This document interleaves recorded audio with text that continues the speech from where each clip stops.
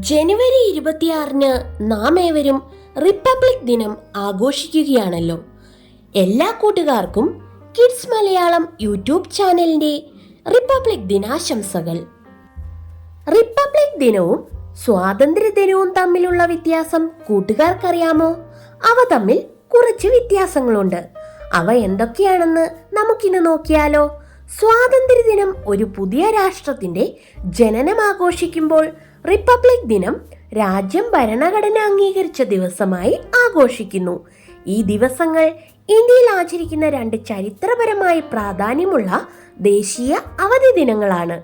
സ്വാതന്ത്ര്യദിനം ആഘോഷിക്കുന്നത് ഡൽഹിയിലെ ചെങ്കോട്ടയിലും റിപ്പബ്ലിക് ദിനം ആഘോഷിക്കുന്നത് രാഷ്ട്രപതി ഭവനിലുമാണ്.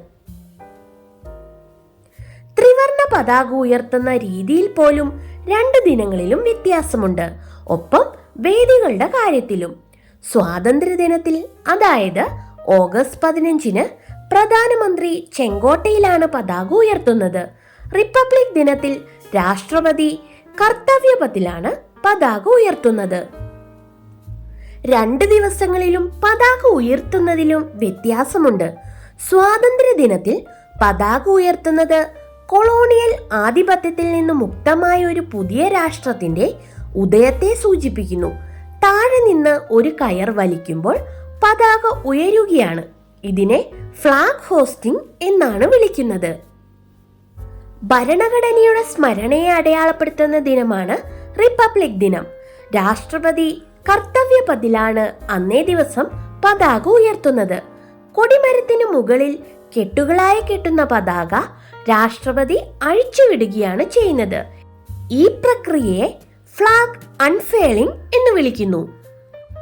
ഓഗസ്റ്റ് 15 പ്രധാനമന്ത്രി നരേന്ദ്രമോദിയാണ് രാജ്യത്തെ അഭിസംബോധന ചെയ്യുന്നത്.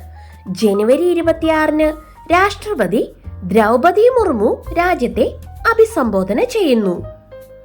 നമ്മുടെ പൈതൃകത്തെയും ദേശീയ ധാർമ്മികതയും സമ്പന്നമാക്കാനും സംരക്ഷിക്കാനും കഴിയുന്നതെല്ലാം ചെയ്യുമെന്ന് നമുക്ക് മാതൃരാജ്യത്തോട് പ്രതിജ്ഞയെടുക്കാം. ഏവർക്കും റിപ്പബ്ലിക് ദിന ആശംസകൾ നേരുന്നു.